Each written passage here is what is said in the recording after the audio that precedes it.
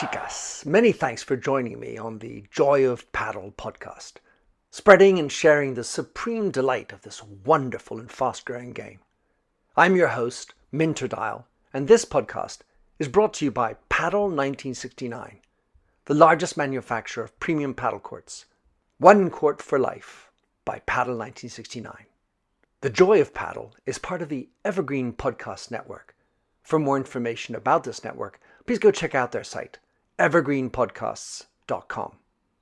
So this is the second season for the Joy of Padel, and as with last season, we'll be running an episode once every fortnight. Please let us know what you think about the show by putting up a rating and a review. Hello and a most joyous welcome to the 21st episode of Season 2. This one's with Alejandra Salazar.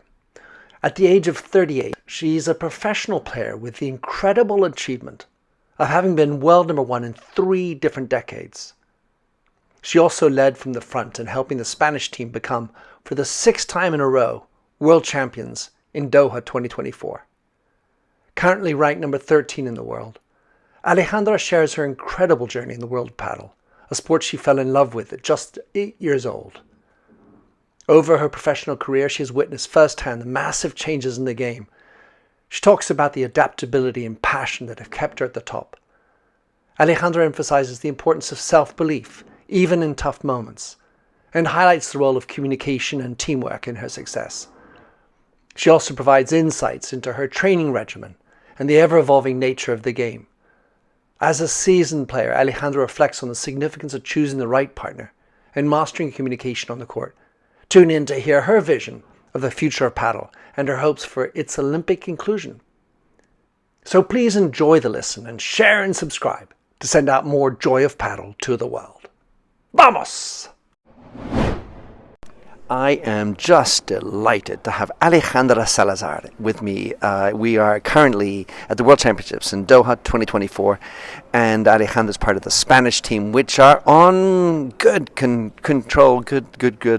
path towards the final, although they just had a very exciting match. In any event, Alejandra, in your own words, how would you like to describe yourself?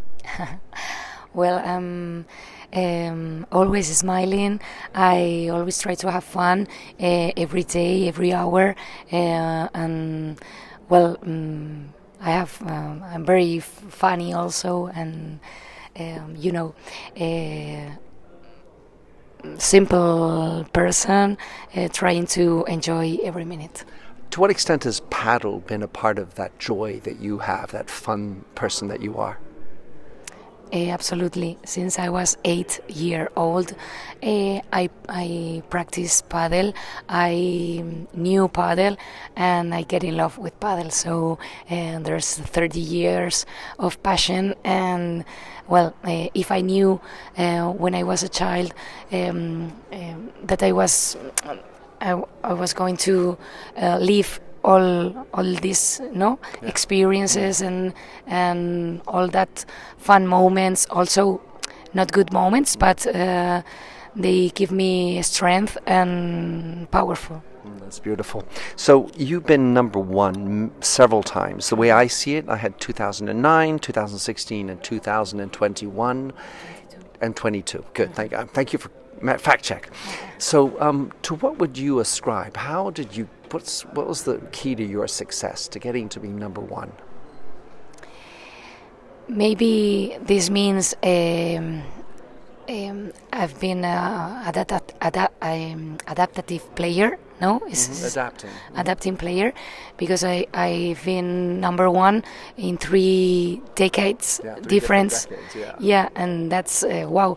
I've been adapting to the players and the arms they have, and the way the game's been changing. Yeah, the game's been changing, and the weapons, everything. And I'm so proud that I'm still here. I'm still having fun, enjoying, and having a good level to be in the team. And well, maybe it's my last one, but I feel like it's the first one. So for me, it's a pleasure to be with the best. It certainly is. Well, they are a lovely team as well. So, what's the best advice you've ever received? Los consejos. Maybe is never stop believing.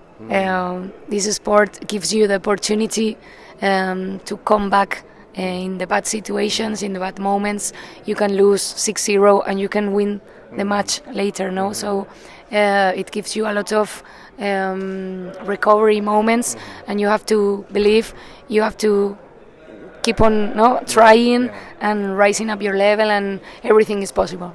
Love that. Well, and you're looking great, by the way, and I appreciate you being on, even though you don't feel so well.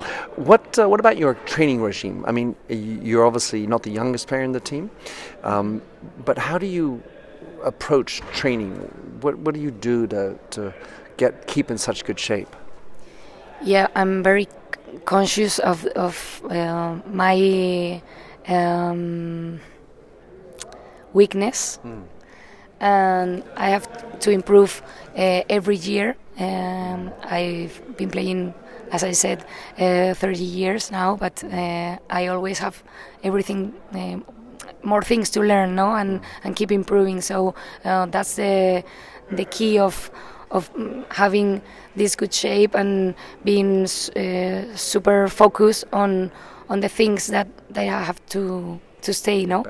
Yeah. The game's constantly changing. What's your favorite shot? Bandeja and... In the oreja. Yeah. And also the drive volley. The drive volley. Yeah. And bajada de pared. Taking it back off the back wall. Yeah, of course. Back wall, drive back wall. Naturally. And you do those so well. What about, as you were just saying, your weakness? What are you trying to improve? What are you actually working on today? Maybe my legs are not so speedy than years before, and I have to be more focused on where I am on staying in the court, being more intelligent. Sometimes I have to play more clever to don't get in the wrong place. Yeah, in the wrong place, and making quick maybe movements or shots that they are not in my convenience. So right. I have to be more clever. And well, I'm 60, and so I play on the right a lot, of course. One of the best advices I ever received was move a little bit more to the right, towards the wall, stay closer, so you can protect against the ones that hit into the wire or into the corner, and leave the open in the middle, because both of you can get that. That seemed to me the best advice I'd ever received about playing on the right. What about choosing the best partner? How do you find the best partner to play with? Well,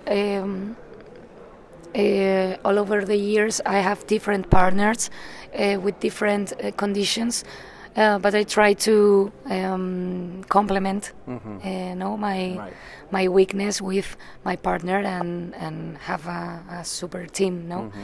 That's another thing that is the key of the success all over the years. Is to find having the right partner in the right moment. And also, is that maybe even more true when you play on the right, that you really need to be the person, I mean, assuming you're right-handed, that you're serving up balls that the left can kill? Yeah, I try to work a lot for my partner. I am also a right player, aggressive right player. Right.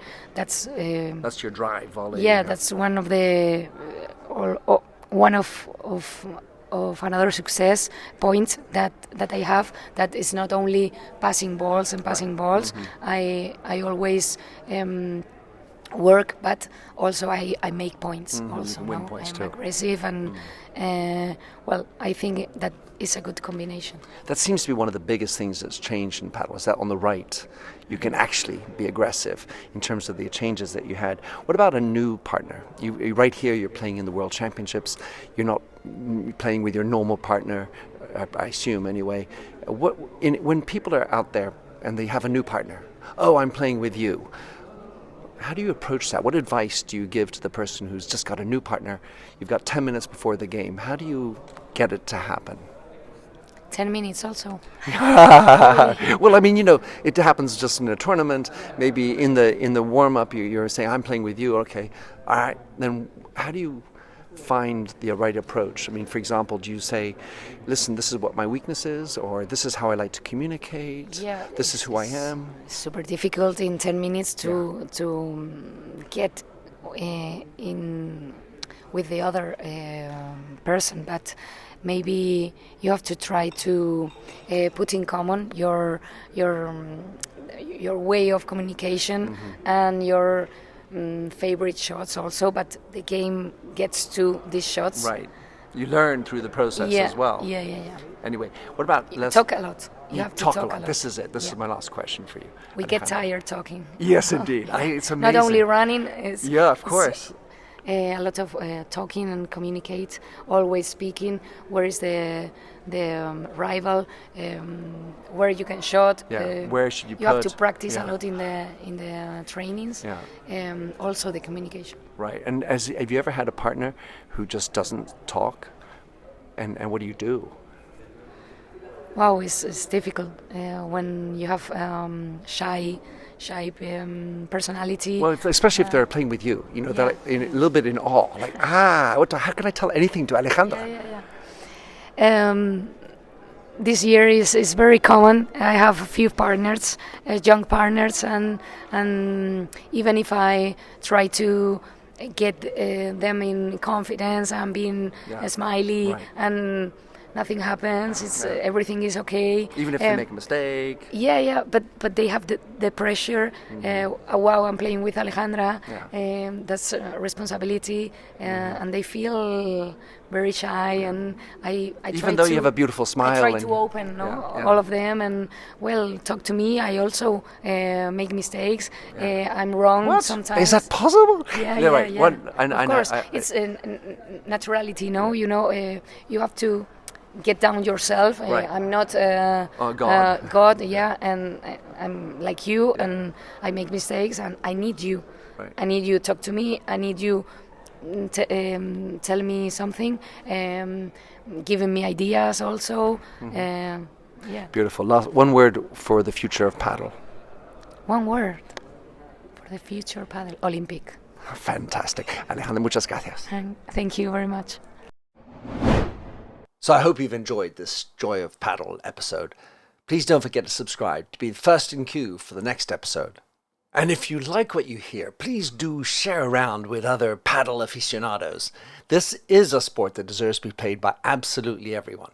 And if you've got a story that you'd like to share, please send me an email or, better yet, a voice note at nminterdial@gmail.com. With that, thanks for listening. And see you on the next episode of the Joy of Padel podcast. Vamos!